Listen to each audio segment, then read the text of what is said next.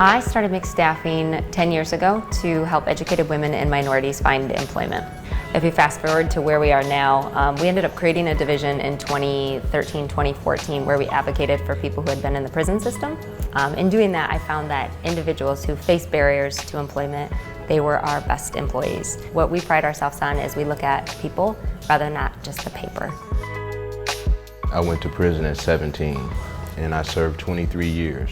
When I came home, no place would hire me. I got introduced to Sara and mixed staffing here. They immediately found me a job, a good paying job. I've been in Grand Rapids officially 14 years now, and it was kind of hard for me to find a job. So somebody had let me know, like, down at mixed staffing, they really help people out. So I made an appointment and went down there. And that's how I officially met Sara for the first time. She's awesome. I've officially gotten 2 great jobs through mixed staffing. Ahora mismo tengo trabajo en la compañía de Kellogg's. Estoy bien, estoy a gusto, es un trabajo que me gusta. En la mayoría de las agencias donde yo había ido era puro inglés.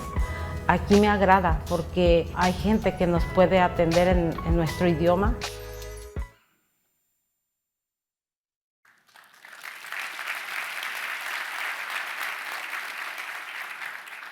Definitely really bright up here. I can't see anything. So I guess this will make it easier for me. Good morning. Thank you so much for having me here with you today. I am honored to be one of the speakers, and I look forward to the conversations that we continue to have. It is because of people in this room and in our community who believe in individuals like myself over a decade ago that I can be sharing my story with you today. So I'm here not necessarily as an expert with any or all of the answers, but a participant in this ongoing challenge of leadership. So as you sit here today, I hope that I can figure out first this thing. Maybe not? Yep, okay. I hope I can provide one piece of advice or motivation that inspires you to be 1% better than you were when you walked in. The 3 lessons or topics that we will talk through today are around 168 hours, advocacy for people who are different than you, and consistently overcoming adversity. So for those of you who don't know me, my name is Sara Knoester. I am a Christ follower. I am a wife. I am a mother. I am a daughter, a sister, and a friend. I'm also an advocate. I am the CEO and founder of Mixed Staffing, rebranding to Mixed Employment Partners, where we advocate for individuals who face barriers to employment. We are located in the inner city, the first and only staffing agency in the 49507 area code. I feel like I've heard this a lot today, but to be a CEO, to be a leader, you have to have grit. You have to have a level of insanity. Which is why it explains that 5.4% of CEOs globally are women, and 11.8 sit in a C-suite role in the United States. And the truth is that women are seen not necessarily as equal to men, but we need a positive attitude. We need to have resilience, determination, and to get back up on hard days. Everything I think we've heard from the speakers so far. So I would like to talk about first the 168 hours. That is how many hours each of us have in a week, 8,760 hours in a year. So as I talk today, to listen through and think through how you spend those 168 hours. Last Thursday, my 6-year-old daughter, Emma, she was in that picture. Her and I were looking through videos, and she wanted to see what did she look like at 1 year old. And she said, "Mom, did you used to play with me? And you spent time with me, watched me?" And I had tears in my eyes, and I was like, "Emma, why would you say that?" And she said, "Well, all you do now is work." And it hit me, and I was just like, whoa, my 6-year-old can resonate, how hard I am working. So I know I'm sure many parents in here, especially moms, that mom guilt is real. And it's tough to be a working parent. So my question to you is, what does 168 hours mean to you as parents, leaders, community advocates? How do we do it all? How do we fit it all in while not losing what's most important? As leaders, we need to believe and uplift and encourage others. We need to look at people who are not in our circle. I love the messaging that each person talked about, but where our community is going. We need to advocate for people who don't talk like us, who don't look like us, who have criminal backgrounds like the gentleman in the video. Because there's no way I would be standing here today if Lori Tanis didn't invest in mixed staffing 12 years ago. She saw something in me that nobody else did. She gave me a chance where I hope that if some of the messages that you hear today is look for other people in our community that we need to give a chance to and we need to advocate for. I have to click to the next slide. So this is a little bit, I guess, about where we came from and where we are now. I started mixed staffing at 24 years old. I had a business partner, at the time, and we were gonna advocate for women and minorities to find employment. I had no idea how we would do it. My degree was in general studies. I saved $2,000 and Lori Tanis had invested $5,000. And in 2012, I knew nothing. I knew no one, but I was young, I was white, I was a female, and I was gonna find my purpose in life. In over a decade, we've hired over 5,000 people in West Michigan. We've hired over 750 people who don't speak English. We've hired individuals who are on the autism spectrum, military veterans, and moms who are returning back to the workforce. Our team gives us a sense of purpose and hope. We've grown from a $7,000 investment, if you will, to over $9 million last year, and this year we're projected to exceed $10 million. Thanks.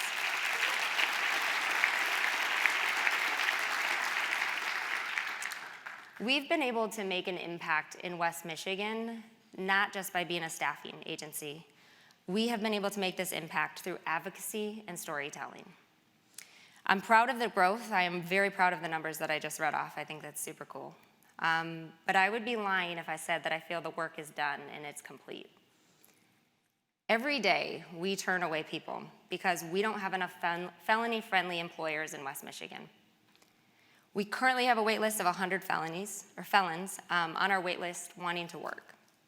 We have over 150 people ready to work who we cannot hire because our transportation system cannot get them to and from work. And we have, in the last 6 months, turned away over 250 people who are begging us to get them jobs. They're in this country legally, but they're not able to work until they receive acceptable identification due to our broken immigration policies. That's 500 people that want to work, they want to pay taxes, they want to do right in our community and in the world, but there's nothing we can do about it. And I feel as leaders in this room, we have the power to actually make the change for our community, I guess, to be better. Many people ask me, how did I get here? Why did I go into staffing? And just, I guess, my story. I don't have that perfect story. I wish I did of my family was able to give me everything. But I knew I had a purpose. I knew I had a calling. I started the business in 2012. I had a business partner, like I said earlier. We moved back from Chicago. He was gonna sell. He was gonna be operations in the front of the business, and I would be the back end. I had no desire to ever become the face of mixed staffing. 2 weeks before we started the business, he got cold feet and he backed out. And I had just terminated my lease. I quit my job. I didn't know what I was gonna do now. So I could either quit, I could try and I could fail, or I could try and I would succeed. I didn't feel failure was an option for me, but knew it was possible. So on June 1st, almost exactly 12 years ago, I moved home with my mom. She gave me rides often to and from work, and I started this business. I worked 3 jobs, 7 days a week. I was president and CEO during the day. I then put a coaching hat on and coached volleyball at Ottawa Hills. I really love that school and volleyball. And then I was a bartender at Gardella's at night. So it was exhausting. It was really tough, and it was painful. But I knew everything that I was doing, it was temporary, and there was a reason for it. As a kid, I always knew that God had a plan for me to do something bigger in life and to be his instrument. I never knew what it was. I knew I couldn't be a doctor or a lawyer, but I knew there was a purpose for me. Shortly after I started the business, it was very clear that this is the work that God had planned for me to be doing.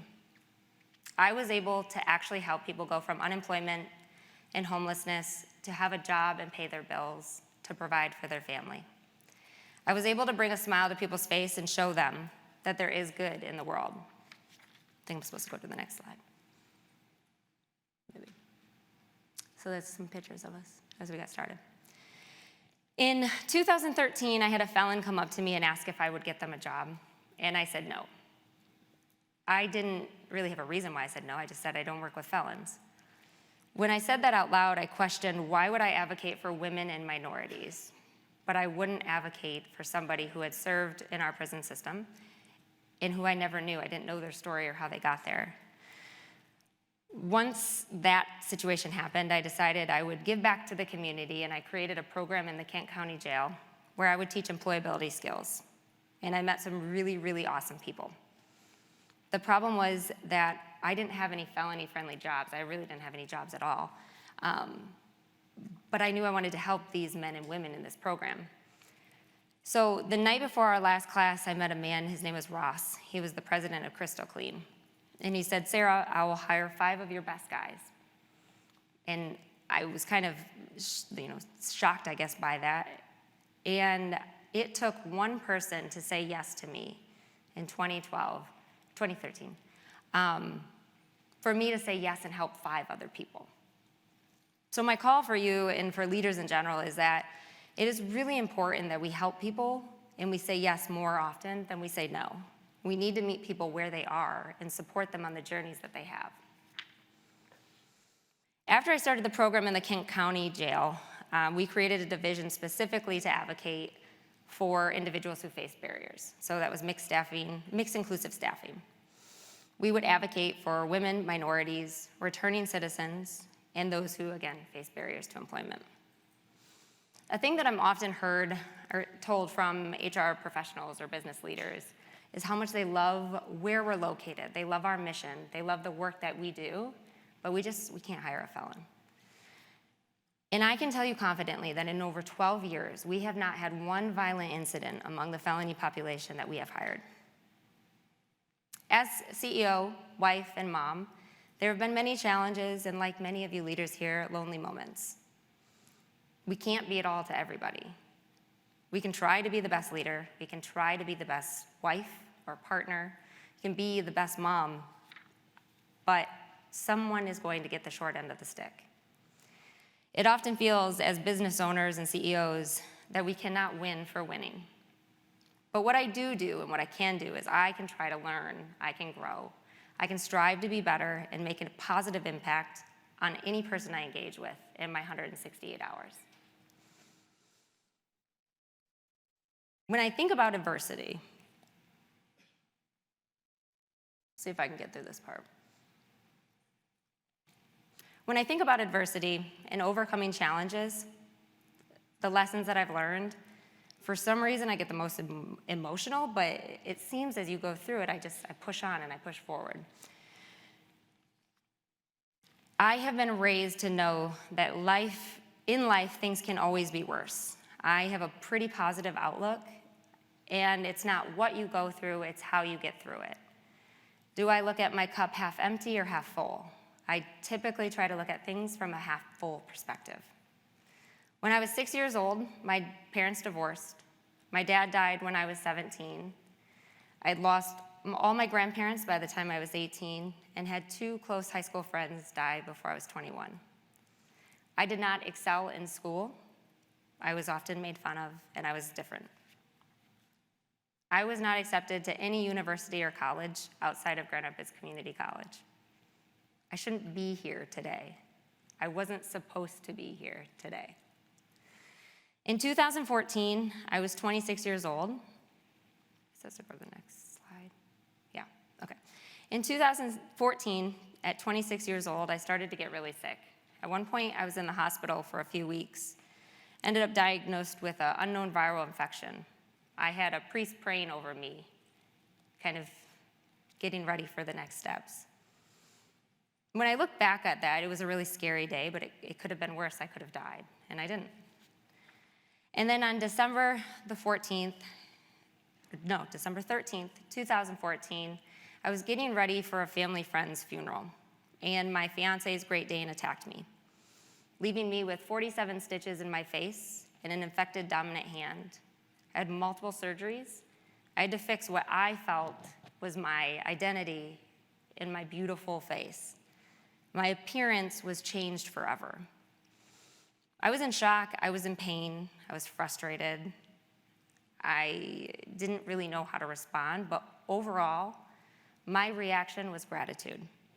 I was getting ready for a funeral for a young man who was only 2 years older than I was, and I only had a dog bite.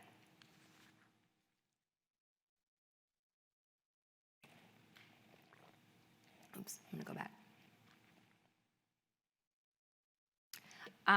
So in the last 6 years, I've, like everybody else, survived a pandemic. I've had 3 kids, and I've never taken a full maternity leave. We've grown a business. I've been able to work with my husband every day, which is so amazing. And life is good. God is good. But for some reason this year, this wasn't going to be a part of this topic. For some reason this year, I've had so many eye-opening experiences that have really made me question, what is our purpose? Why are we here? And what are we supposed to do with the time that we have? Where's this picture then? Oops. So on March 4th of this year, it was my daughter's 3rd birthday, and I was in the hospital in the ICU for 3 days. For most people that know me, wouldn't be surprised that I drove myself to the hospital. And I was thinking, like I'm sure many women do, am I just being dramatic? Am I okay? I remember when I was meeting with the intake nurse, he asked me who the President of the United States was.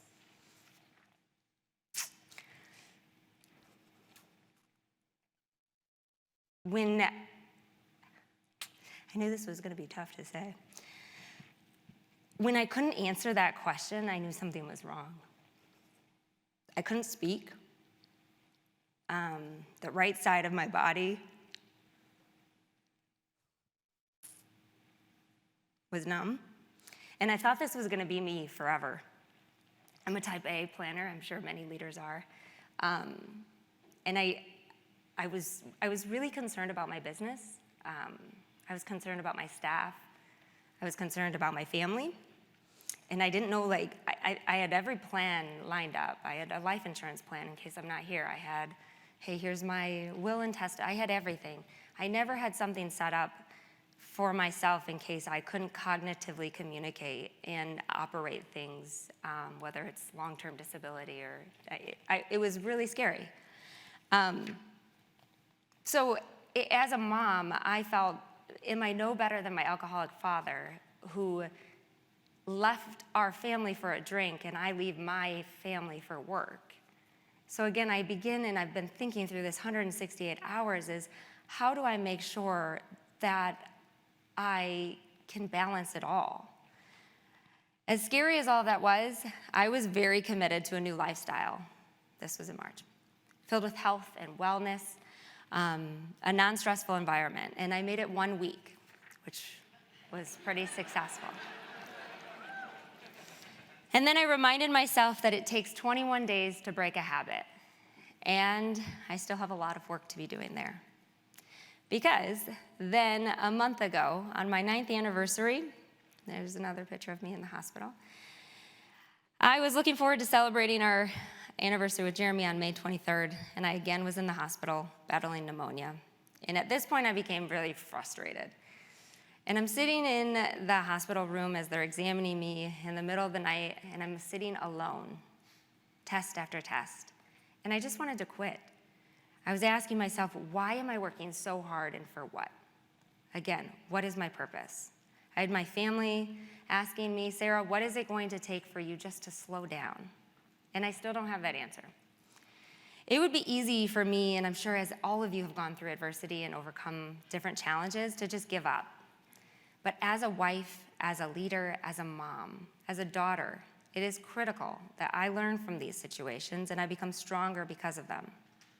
So to my fellow leaders, as we navigate challenges in life and in business, we have to remind ourselves that real strength is pushing through the adversity when you're not sure how or why. As a wrap up today, the things to remember: 168 hours in a week. What are we gonna do with that time and why? To be a better person, yes, for your family, yes, for your community, more importantly, for yourself. My mom's reminded me that no one ever shovels money into the casket once you've passed away. When they die, people talk about you and what you did. How did you live the dash in between your birthday and your passing away day? How did you spend your time? Were you kind to people? Were you caring? Did you advocate for others? Did you judge people or were you non-judgmental? And did you make a difference in the world?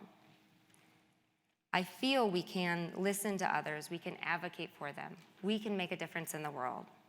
And any of you going through something currently or in the future, you can overcome anything through a positive mindset.